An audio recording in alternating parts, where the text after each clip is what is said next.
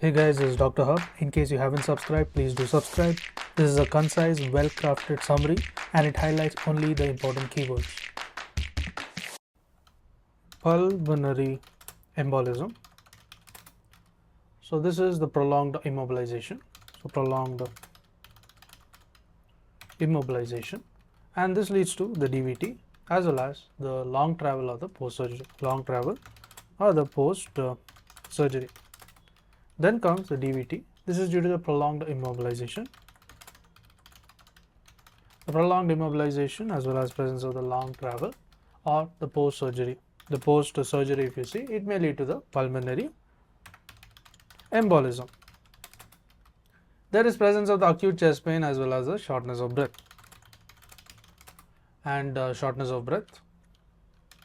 So issues with the breath and the screening investigation. It includes a D-dimer.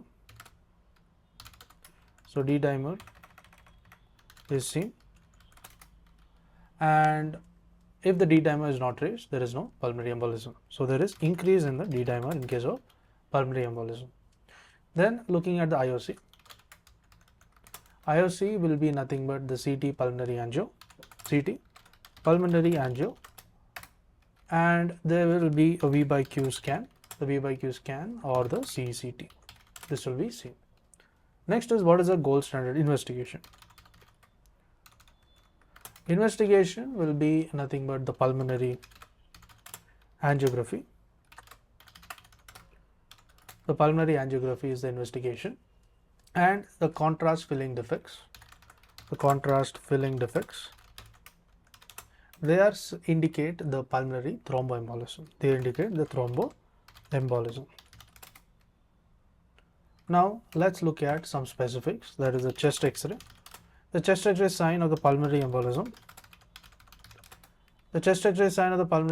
It includes the PLAB sign. So what happens in the PLAB sign? It is an enlarged right descending pulmonary arteries.